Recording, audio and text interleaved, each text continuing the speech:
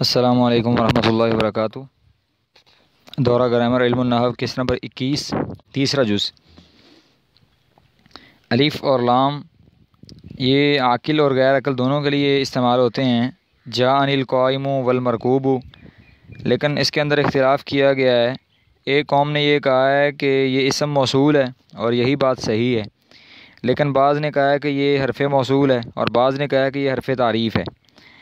اور انہوں نے یہ کہا کہ حرف تعریف ہے، وہ کہتے ہیں کہ موصولیت میں سے اس کے اندر کوئی چیز نہیں ہے۔ بس رہے من اور ما جو ہیں غیر مصدریہ، یہ تو متفق علیہ بات ہے کہ یہ اسم ہی ہے، اور جو ما مصدریہ ہے صحیح بات یہ ہے کہ یہ حرف ہے، اور اخفش کہتے ہیں کہ یہ اسم ہے۔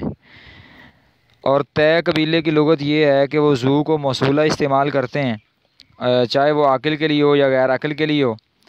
اور سب سے مشہور لغت ان کی اس کے اندر ہے یہ کہ وہ واحد لفظ کے لیے مذکر مؤنث مفرد تثنیہ جمع کے لیے ہوتا ہے۔ فرق نہیں ہے یہ کہ استعمال کیا جائے اس کے اندر ذو موصولہ کو عاقل یا غیر عاقل کے لیے، بس اس کا استعمال مفرد مذکر عاقل کے لیے منظور بن سہیم کا وہ قول ہے، اور جس کو ہم نے محل استشہاد پیچھے بنایا، یا پھر تائی کا یہ قول ہے فقولا لہذا المرء ذو جاء ساعیا ہلم فإن المشرفیہ الفرائض۔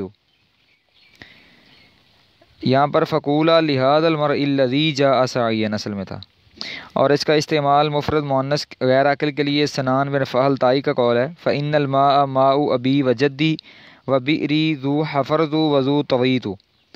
یہاں پر وبیر التی حفرتها والتی طویتها اصل میں یہ ہے، کیونکہ بیر مؤنث ہے اور اس کی علامت کی تانیث اس کے اندر نہیں ہے، اور اس کا استعمال مفرد مذکر غیر عاقل کے لیے تائی کا ہی قول ہے اظنک دون المال ذو جئت طالبا ستلقاک بید للنفوس قوابض۔ یہاں پر ذو جئت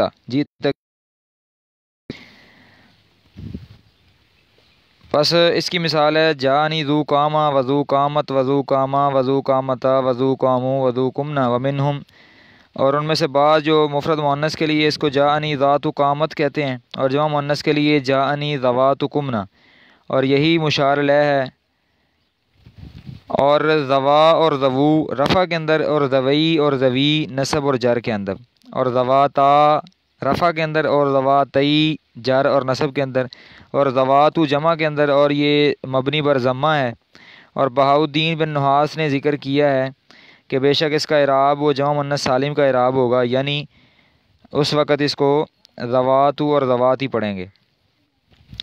اور ذو کے اندر مشہور یعنی ذو موصولہ کے اندر یہ ہے کہ یہ مبنی ہو، اور بعض نے اس کو معرب کہا ہے واو کے ساتھ رفعی حالت میں، الف کے ساتھ نصبی حالت میں، یا کے ساتھ جری حالت میں۔